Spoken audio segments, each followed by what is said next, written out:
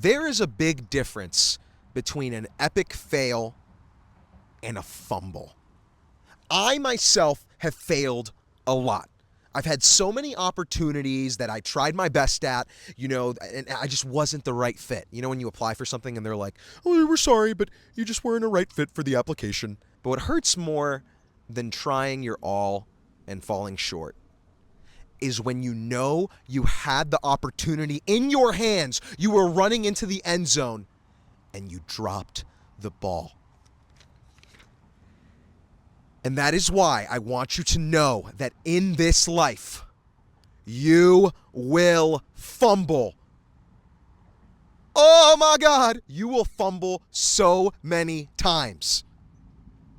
You will fumble more than you could ever imagine. You will have opportunities in the palms of your hand, and they will slip by. And maybe that's entirely your fault, and you know it. There are a lot of fumbles I famously have made. One with a girl on a flight to Poland, as you may or may not know, that are generational. But maybe that fumble was more important than you could have ever imagined because it taught you the importance of losing that moment. How are you supposed to learn if you don't mess up big time? If you don't have that confidence that, oh, this is in the bag, and then you just drop the ball and it's over. You should run the ball, but instead you throw it and it gets intercepted on some Super Bowl level stuff. Because that's how you learn. You learn from pain. You will fumble because if you want to learn, you have to fumble. You have to have opportunities that slip you by. You have to. Because you won't know the importance of them. You'll have no idea. It'll just be another opportunity. You need the pain of knowing that that was something so important to you and it didn't work. In my personal life, I've had so many fumbles. I've had so many opportunities to work with people that I wanted to work with, and I dropped the ball because I didn't respond to an email or I didn't go up and introduce myself. Famously, a lot of us fumble with relationships. We know that somebody is good for us. We want to date them, but we just don't do it. And they show the signs. They're like, I'm into you. After all this time, I'm still into you. And you just hit them with the nah. Not even. You will fumble.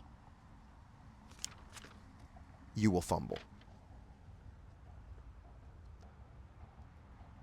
And you need to. You need to fumble. You need to understand the importance of these kind of events. And the most important thing about fumbling is you have to know how to recover the ball. You have to know how to recover. That's the importance. If you fumble and you just replay that play over and over again, oh, why did I get her number? Ah! No. You don't have time for that.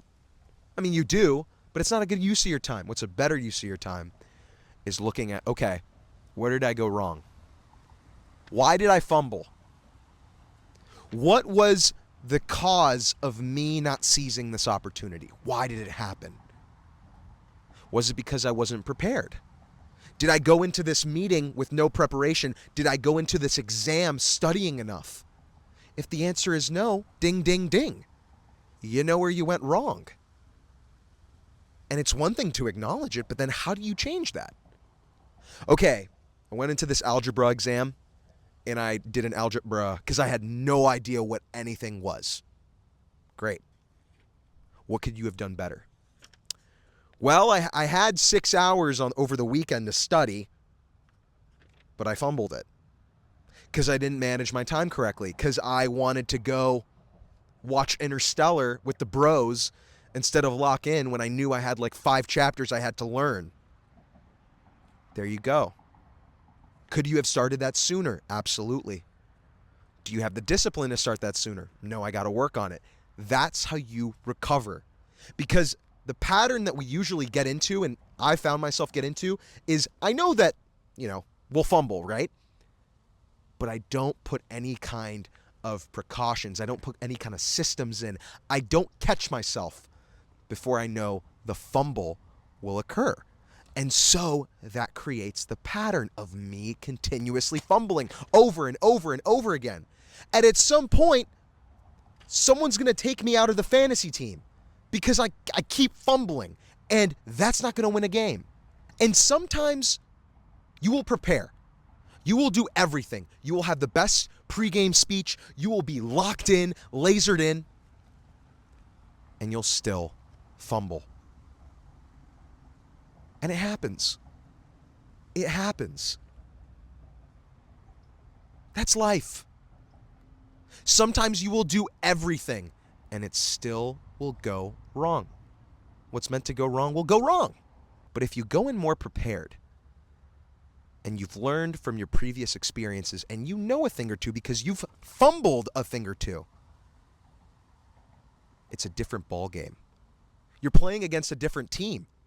You have a different understanding of the game. Now you know, figuratively, a different pass is the key. But as long as you understand that you will fumble and these things will happen, and you learn from them and you look introspectively and you understand what went wrong and why it went wrong, then you will come out on the other side with the knowledge you need to turn that next opportunity into a good one.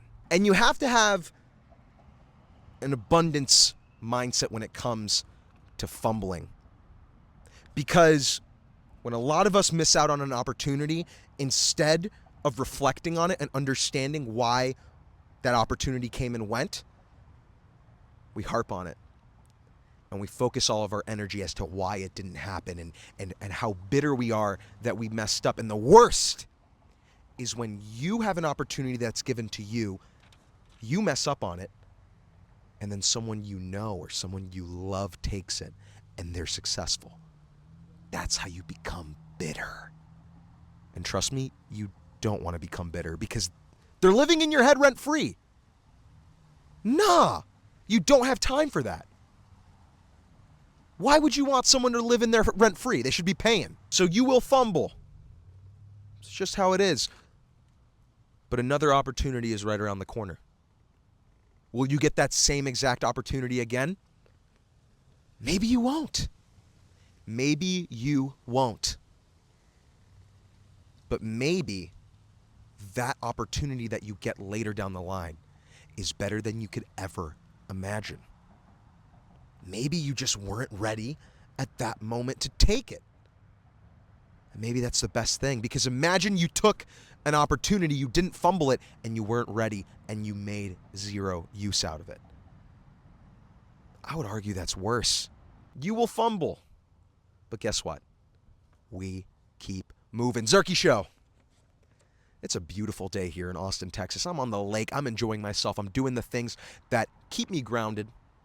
And guess what? I love you so much. I hope you know that. Reminder, we are in unprecedented times. But the one thing that's for certain is the Zerky Show ain't going nowhere. You can listen to it. You can watch it. Whatever you fancy, we got it for you. Lastly, is there a question you've been meaning to ask me? Some advice, some riz you're looking for? Well, we are looking for people from the Zerky Show fam to send in a question via a voice message, 1 minute or less, to thezerkyshow@gmail.com for the chance to be featured in an upcoming Zerky Show podcast. That is thezerkyshow@gmail.com. I look forward to your questions. Do the things that you love, because this life is a short one and we should live it how we want to. And most importantly, I believe in you. You can do it. If you have something you've been thinking about, make it happen. Zerky Show. Peace.